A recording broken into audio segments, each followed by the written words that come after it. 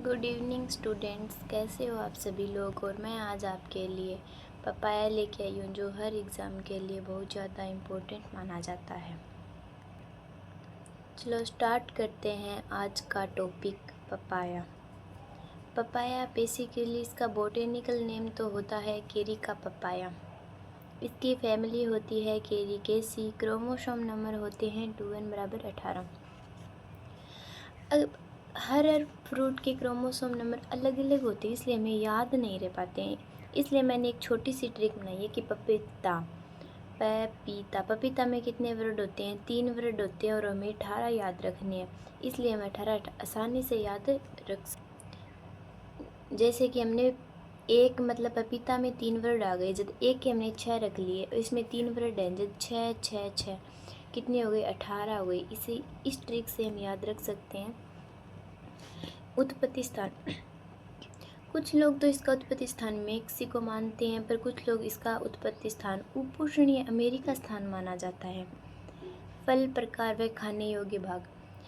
पपीते का खाने योग्य भाग तो मेजोकार्प होता है और फल का जो फ्रूट टेप होता है ना, वो सरस या फिर बेरी होता है। अब है जो इसके लिए तापमान होता है, इसकी वृद्धि के लिए इष्टतम तापमान 21 डिग्री सेल्सियस और से 33 डिग्री सेल्सियस के बीच होता है। ये इसे उपोष्ण जलवायु इसके लिए पपीते के लिए इम्पोर्टेंट मानी जाती है। मृदा, अच्छे जल निकास वाली दोमट मृदा उपयुक्त मानी जाती है। पपीते के लिए अच्छे जल निकास वाली दोमट मृदा उपयुक्त मानी जाती है। वैसे देखें तो सभी फ्रूटों के लिए अच्छे जल निकास वाली दोमट मृदा ही उपयुक्त मानी जाती है और ये pH 6 से 6.5 अम्लीय मृदा में पपीते की खेती आसानी से की जा सकती है। ये पाले और जल प्रवाह के प्रति अति संवेदनशील होता है। वैसे देखें तो पपीता है ना, पाले और जल के प्रति सबसे ज़्यादा अधिक संवेदनशील होता है। ये क्वेश्चन परीक्षाओं में पूछा जाता है कि पाले और जल भराव के प्रति अत्यधिक संवेदनशील फल कौन सा है? पपीता इसमें आता है। परंपरागत और औषधीय उपयोग, इनकी पत्तियों का उपयोग चोटों पर पट्टी के रूप में भी किया जाता है। बीज पारंपरिक चिकित्सा पद्धतियों में कभी कभी इनका उपयोग कृमिनाशक और कृमिनाशक गुणों में भी किया जाता है। इनके बीजों में ना जो खराशपन होता है, इसलिए लेक्टेस, कच्चे फलों से निकलने वाला दूध या रस को ही इकट्ठा करके सुखाया जाता है।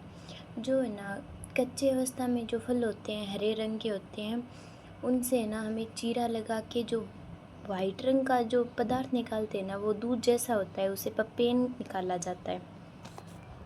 पपेन का उपयोग एलर्जी, चोट के इलाज में भी किया जाता है। पपेन हरे फलों से प्राप्त होता है जो दूध जैसा होता है और पपेन में ना जो एंजाइम होता है वो पेप्सिन एंजाइम होता है और पपेन निकालने के लिए उपयुक्त समय माना जाता है जो सुबह 6 बजे से 9 बजे एकदम सही माना जाता है। एक फल में 3 सेमी गहरा चीरा लगाया जाता है और एक फल से 4 या 5 चीरे लगाए जाते हैं जिनसे हम पपेन प्राप्त कर लिया जाता है। अब पपेन प्राप्त करने के बाद हम उसे 50 से 60 डिग्री सेल्सियस ताप पर सुखाते हैं और उसका परीक्षण करते हैं 350 ppm KMS के साथ। उसमें पपेन में प्रोटीन होती है 72% और उत्पादन होता है 200 ग्राम पर फ्रूट। पपेन का उपयोग अन्य चीज़ों जैसे कि हम च्युइंगम बनाने में भी किया जाता है। पोषण एवं स्वास्थ्य लाभ, पपीते में ना विटामिन ए और सी है ना भरपूर मात्रा में पाई जाती है। विटामिन सी तो है ना 283 कैलोरी पाई जाती है और विटामिन ए है जो 220 आयु पाई जाती है। लाइकोपिन जैसे एंटीऑक्सीडेंट भी मौजूद होते हैं। कई मंदर लाइकोपिन जैसा एंटीऑक्सीडेंट है ना वे भी मौजूद होते हैं। पाचन, इसमें पपेन नामक एक प्राकृतिक एंजाइम होता है जो प्रोटीन को पचाने में सहायता करता है। क्या अपने शरीर के अंदर है नहीं इनको पाचन करण खातर इंग अंदर एक पपेन नामक एंजाइम हो, प्राकृतिक एंजाइम हो जो पाचन करने में आसानी हो जाए। अब इसकी किस्में हैं जो कि बहुत ज़्यादा इंपॉर्टेंट मानी जाए। एक पूसा नन्ना है जिन किचन गार्डन में भी काम लेवा और उत्परिवर्तित के रूप में जकी किस्म काम होवे निभा भी पूसा नन्ना ही होवे और इन खातर 1.5 × 1.5 की दूरी रखी जावे नी पौधरोपण करण खातर। फिर एक कुरग हनी ड्यू, फिर है रेड लेडी। रेड लेडी को दूसरा नाम है ताइवान और यह गुलाबी व लाल रंग की हुआ ज़्यादा। फिर है सनराइज, आप पीलो गुच्छा की हुआ है। फिर अनुवांशिक रूपांतरित है, एक तो सन अप है और एक रेन भी है। सन अप है जो वायरस के प्रतिरोधी होती है। परीक्षाओं में ये क्वेश्चन पूछा जाता है कि वायरस के प्रतिरोधी किस्म कौन सी है, सन अप। पेन उत्पादन हेतु पूसा मैजिस्ट्री किस्म सबसे उपयुक्त मानी जाती है और CO2 और CO5 भी उपयुक्त मानी जाती है। IIHR द्वारा 2 किस्में विकसित की गई हैं, अर्का सूर्या, अर्का प्रभात। पपीते का पीलापन केरी का जेंथोफिल नामक होता है। कई बार सीधा जेंथोफिल नाम दिया जाता है और वहाँ पे केरी का नाम नहीं होता, इसलिए जेंथोफिल ही याद रखें ज़्यादा। लाल रंग एंथोसाइनिन के कारण होता है। पपीता उत्कृष्टता केंद्र बहेरावड़ा दौसा में स्थित है। पपीता उत्कृष्टता केंद्र बहेरावड़ा दौसा में स्थित है, ये याद। पुष्प शुरू में 50 दिन के बाद, पौधा लगाने के 50 दिन के बाद में पपीते में फूल आने शुरू हो जाते हैं। इसके अंदर 3 अवस्थाएं होती है, मादा पुष्प, नर पुष्प, उभयलिंगी।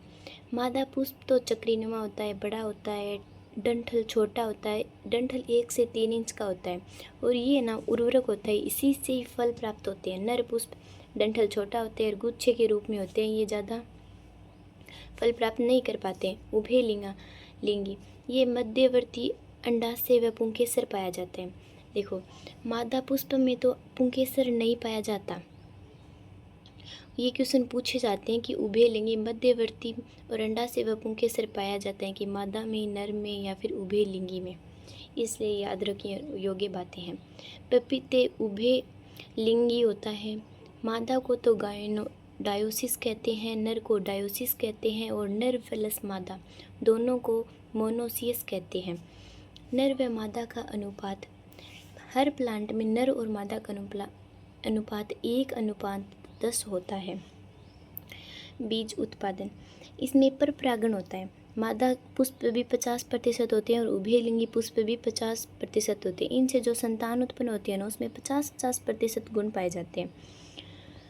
फिर इसके रोग हैं जो पहला है डंपिंग ऑफ, जो कवक द्वारा होता है। फिर लीफ कर्ल या फिर पर्णकुंचन, यह रोग ज़्यादातर इसका वाहक पूछते हैं। सफ़ेद मक्खी इसका वाहक है और वायरस द्वारा फैलता है। फिर है मोज़ेक रोग, ये एफिड द्वारा होता है और ये भी वायरस द्वारा ही फैलता है। उपज ज़्यादा इम्पोर्टेंट तो नहीं मानी जाती है, पर NCERT के अनुसार 40 से 50 kg प्रति प्लांट। भंडारण 13 से 14% जहाँ नमी होती है ना, वहाँ पपीता का भंडारण किया जाता है। धन्यवाद स्टूडेंट्स। कैसा लगा हमारा आज का वीडियो? पसंद आए तो लाइक कर देना, चैनल को सब्सक्राइब कर देना।